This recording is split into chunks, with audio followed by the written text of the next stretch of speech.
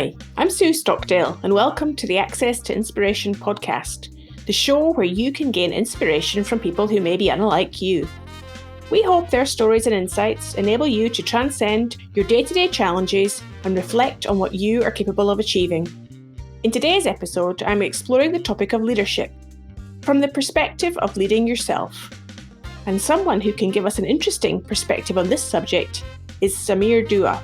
He is a best-selling author and leadership thinker with over 28 years of experience in running management institutes in India and the UK. Samir is also founder of the India Business Literature Festival. Most recently, he set up the Institute for Generative Leadership in Asia and the UK. So welcome to the podcast, Samir. Sue, thank you for having me here. Now, I know you've spent your whole career, as far as I understand it, exploring the nature of management and leadership in different ways. I'm curious to know, first of all, how do you define the difference between management and leadership? I spent 21 years running a business school and then the last 8-9 years running a leadership institute. Simple words, so many different interpretations of these simple words. Let me just talk about leader and leadership first. We'll talk about management later, right? For me, a leader is someone who's been granted authority. Everybody claims to be a leader here, but you're a leader in the eyes of somebody if that somebody has granted you authority. Without authority being granted to you, you're not a leader in the eyes of that person. Is a manager a leader? No. If your reportees do not grant you authority, you're not a leader. Do you grant yourself authority? In my coaching work, I see so many people who do not grant themselves authority in so many different domains. So perhaps they are not even leaders in their own eyes. So for me, leaders are those who have been granted authority by individuals or by teams or organizations or even by themselves. What is leadership? Leadership is about creating that extraordinary future that matters, that takes care of what you care about. So when you design and create that extraordinary future that matters to you and to your communities, you create that future and then you act to make that future happen. For me, that is leadership. Now, as simple as this one sentence is, there's a whole bunch of conversations that sort of get enveloped in this simple distinction of leadership. So for me, leadership is all about creating a future that matters and making that future happen. That makes complete sense. And I was with you when you were talking about granting oneself the idea of leadership, because there's so many people that don't necessarily choose to lead themselves in the way that they might want to. I also know that your institute that you founded is the Institute of Generative Leadership. Now, there's another word that we add into the mix. Tell us what that means to you, Samir. Yeah, first of all, I have founded the Institute for Generative Leadership in India. I'm now setting this up in the UK.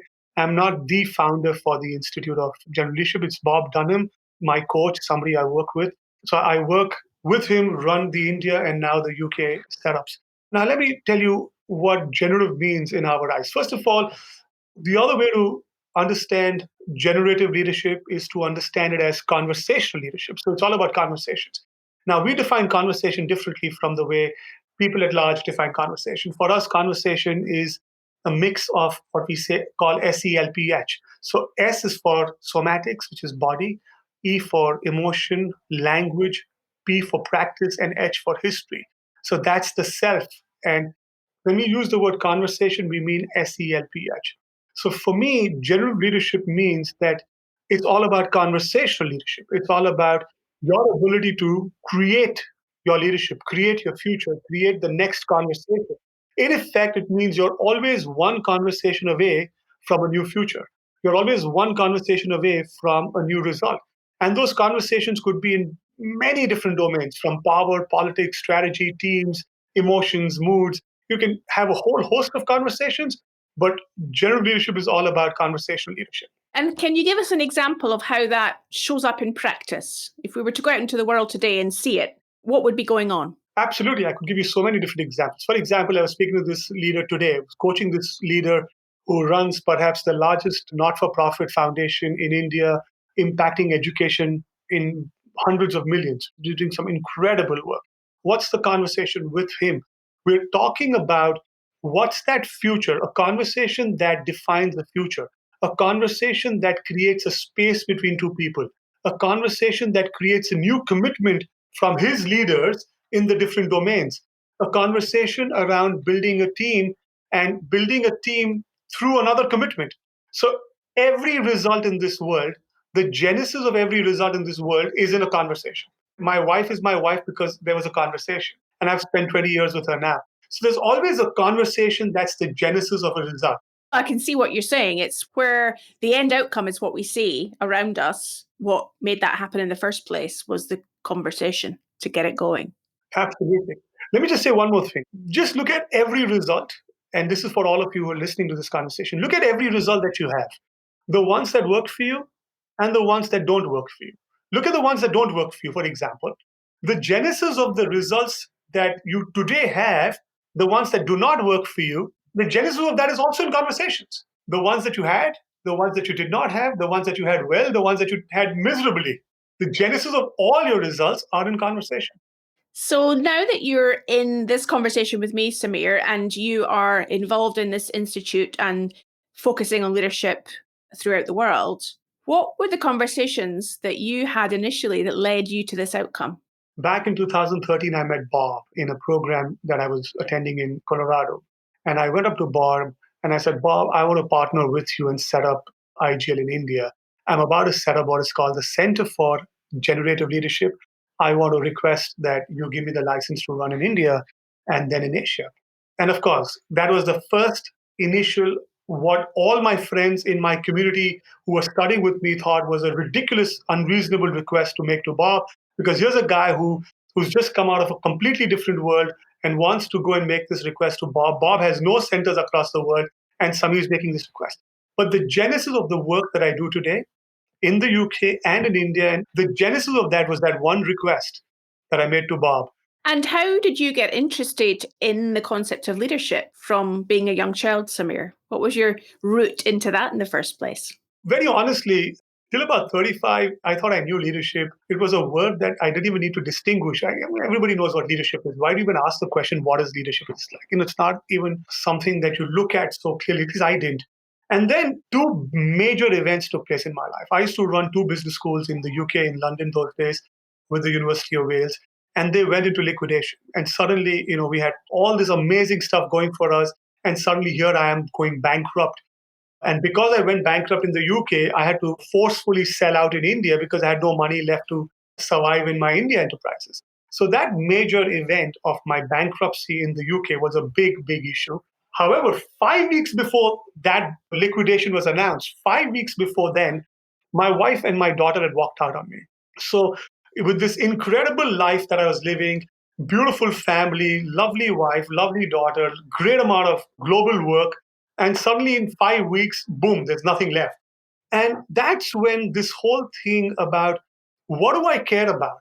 What truly matters to me? If this truly matters to me, what future do I want to create that will take care of what I care about? Even if that future today looks impossible, am I committed to act inside of generating that future that takes care of what I truly care about? And when these two big breakdowns happened, I had to go right down to the core, ask myself, what is it that I truly care about?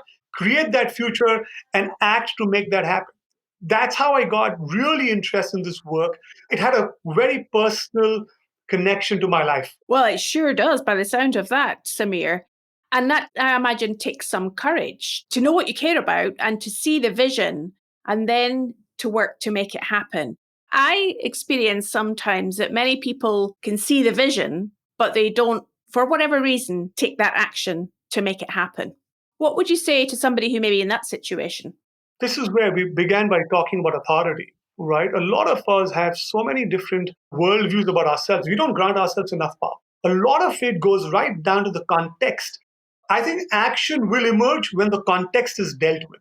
When contextually, what is missing is you granting yourself power to create that extraordinary, that bold, that courageous future. You grant yourself that power, you will jump into action automatically. When you don't trust yourself, you don't grant yourself power, no wonder there's no action.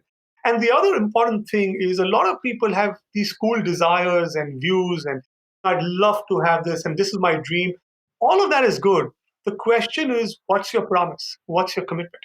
Are you committed to act? So, on the one hand is the care, on the other hand is your commitment to take care. Two completely different conversations, extremely important, both of these. So that's probably worth repeating again. Committing to care and committing to take care. Yeah, Absolutely. A lot of people tell you, this is what I care about.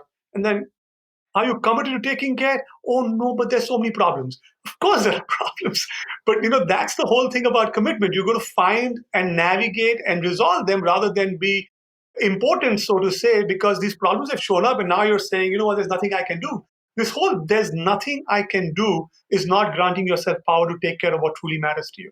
So how did you do that then? When you'd had this traumatic 5 weeks in your life, Samir, how did you turn it around? Put that thinking into practice for yourself? So it was not the traumatic 5 weeks. It was after the 5 weeks when my company went bust. Every major Indian media, TV, press, everybody, front page news was about how terrible I am as a human being, by the way. And that continued for several months. Luckily, I had already begun this work. What is Samir Dua? Imagine if I ask the question, what is Samir Dua? One way to interpret it is a conversation. What conversation is Samir? Oh, Samir is a pain in the neck. Oh, Samir is painful. Oh, Samir is shy. Oh, Samir is a force of nature. And when you construct yourself powerfully, who am I? I'm a force of nature. All of these things will come. I am so committed to taking care. I'm a force of nature. You know what? I'm going to ride through this. So by then, I had distinguished myself as a conversation. And I chose to reconstruct myself as a new conversation and engage with that work. This might sound a little weird to many of your people. I'm curious, how is this landing to you, Sue? Well, conversation is at the heart of all the work that I do, Samir. So you're speaking my language in that regard. And what I love about our Access to Inspiration podcast series is I get to have amazing conversations with the guests like today. You're absolutely speaking my language. I love it. So now I feel better. I know we're talking the same language. Thank you, Sue. Hi, if you're enjoying this episode, you might want to listen to some other episodes related to leadership. In episode 22, Chef Andrew Scott spoke about how he leads a team of chefs to achieve excellence time and time again. In episode 24, Navi Raju explains how we can consciously reinvent how we live and work by using the idea of frugal innovation. And back in episode 2, Harriet Minter talked about how leadership is sometimes viewed differently from the perspective of a woman. I think I'm fascinated that once you got that insight about those two aspects of care, and you then took the steps to move your life forwards in a different way, to have a new conversation, a different conversation, I'm imagining then positive things happened. There are two things here. Every time you make a commitment, so your commitment is tested. So I was really tested. It's not that because you've made a commitment, you've figured your care out, you're not going to be tested, because the universe wants to know whether you really mean your commitment or not. And the second is almost the absolute opposite, is the universe also conspires. So the positive things start to happen. By the way, it took me 20 months to bring my wife and my daughter back home. It seemed like it would never happen. They came back home. A year later, we gave birth to twins. My company went bust. I had to sell India out. It took me a year to set up the Institute for Generative Leadership in India. It took 2 years after that. We had a whole bunch of problems then. But gradually, we remained committed. In 2 years later, we started to do very well. So, yes, eventually positive things started to happen once we remained committed to it. That point about testing one's commitment and the leaders that you work with within organizations, Samir, what do you notice these days about how their commitment has been tested during these COVID times when the whole world has had to adapt in some way, shape, or form? I mean, like many of us, we're interacting with a whole bunch of people. And because it's digital, there's lots more interaction than earlier we were dependent on physical. I'm seeing two sets of people. One that have granted too much power to corporate. Their ability to take care of what they care about is subject to a certain external environment. And I see a whole bunch of leaders granting away their power to a virus. And then I see these amazing leaders. They recognize that there's this shift in the world, there's this new virus in the world called coronavirus, and their commitment to taking care stands independent of a virus. And what may have shifted is the goal, but the commitment to taking care hasn't shifted. So there's a new goal which still takes care of what they care about. And chances are, in most cases, that goal was better than the one they had even before COVID. And that's how I see it. That's what I'm seeing in the two different sets of leaders. So, do you think that idea about granting power to other people, do you think that that's part of the reason why many people don't achieve the goals that they aspire to because they give away too much power? At a very foundational level, yes. I have a book coming out early next year, mid next year. It's on responsibility. It's all about, are you even granting yourself power? We use the word disempower. Yeah, what does disempowered mean? I've gifted away my power to some things that I don't like. So I'm disempowered. I've given away my power. So, listener to this podcast, how can they recognize and evaluate that power in the first place? Is it coming back to understanding what they care about? To answer your specific question, for the sake of the listeners, and this is what my upcoming book talks about, I'm making a very bold claim here. It's so bold that I'm even calling it a law because a law is irrefutable. You don't like gravity too bad. You don't recognize gravity too bad. You don't agree with gravity too bad. It's going to have an impact in your life. So, what I'm going to tell you is what I claim is a law is every time you are disempowered, every single time you are disempowered, meaning you are angry, frustrated, anxious, overwhelmed, those disempowered emotions. Every single time you're disempowered is because you're not granting yourself authority, full stop. And every time you're disempowered, new actions aren't emerging. And every time you're disempowered to take care of what you care about.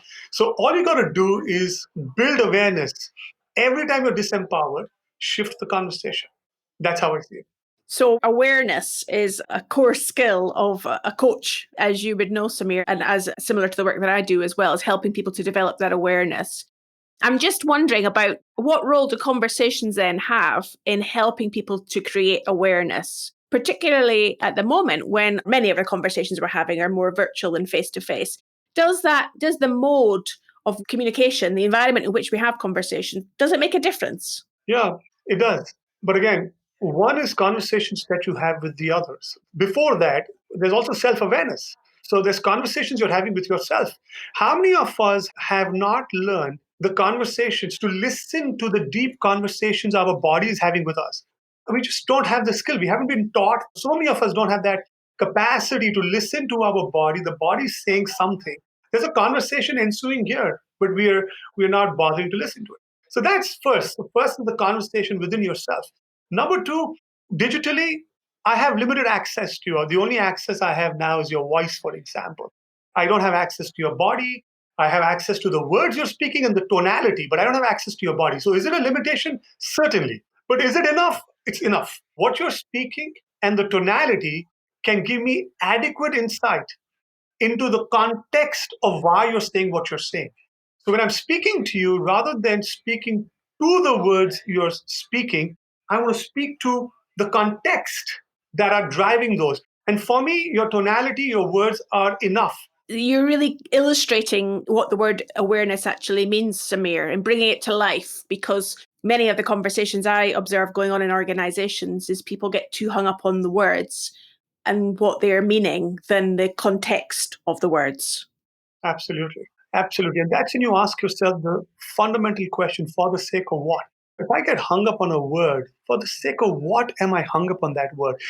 Get connected to, for the sake of what is this conversation happening? What is it that I want to achieve from this conversation?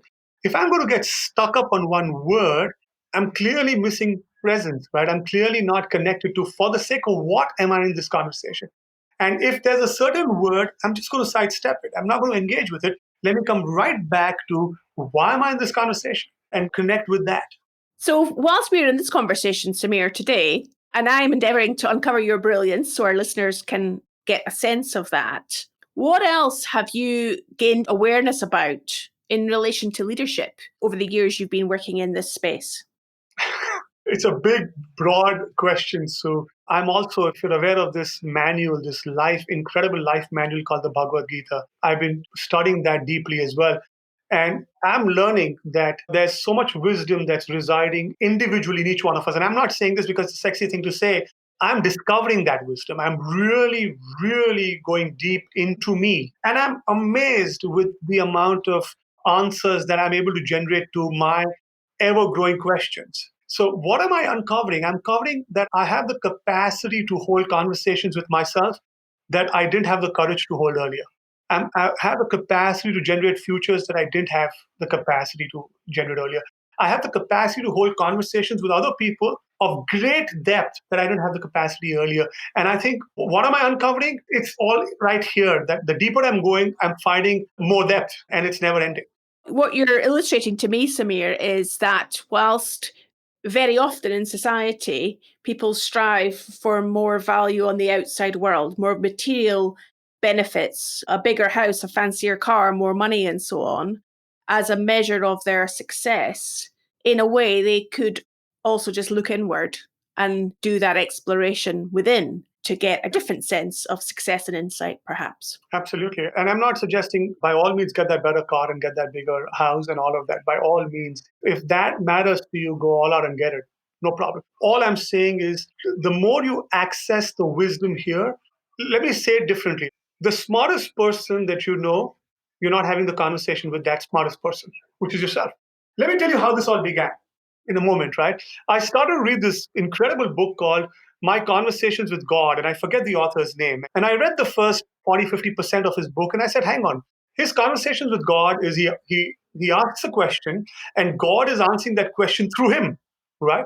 And this was about 4 years ago, maybe 5 years ago. And I said, okay, this is cool, yeah. Why am I listening into this author's conversation with his God? Why don't I have my own conversation with God?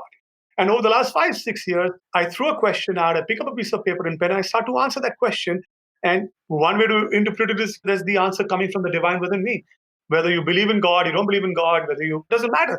You are answering that question from a depth which is currently unknown to you, and that question gets answered. And especially deep questions like, what do you care about? They are deeper than your desires. A lot of people attempt to answer the question, what do you care about, by reflecting on what do they desire. They're one notch deeper than that. So how are you taking all of this insight that you're gaining, Sabir, forward? For what purpose is it helping you and the world? Let's look at the world again in two different ways. One is the physical world out there. The other is the world I live in, my own, universe, the world purely personal to me. If I've been able to construct a powerful world just for me within the world I live in, and if I can live a fully joyful, meaningful, alive life, when I'm alive and joyful, people around me feel the impact of it. And if I could do just that as an ongoing practice, I think I've done incredibly well. I think I'm getting better at it. Long way to go, no question about that, but I'm getting significantly better at it. So that's one world. The other is I'm perpetually talking about this. I'm inviting people to new conversations. I hold a regular weekly Bhagavad Gita conversation. I coach lots and lots of people. So I'm taking this work out in the world, the physical world as well, so that people can access the wisdom that they have residing well within themselves. So it's kind of like dropping a pebble in the pond. You get that ripple effect across the world, and who knows what impact that's having across the world. Absolutely. So I have this deep belief that I'm going to keep my space open for new possibilities to emerge. I'm going to keep doing my work. My job is to do my work. My job is to fulfill my dharma. My job is to take care of what I care about, not in a selfish manner, but to really fulfill my purpose. I have a deep, deep belief that in the process of doing that, I will shift the world. Well, that's a wonderful image on which to leave us, Samir. The idea that working on yourself, that is enough. And in doing so, that's going to positively impact the world. If people want to find out more about you and this work that you're doing, the insight that you're gaining, how might they do that on social media? I'm on Facebook, I'm on LinkedIn, I'm on Instagram, I'm on Twitter, and they can also email me on samir@samirdua.com.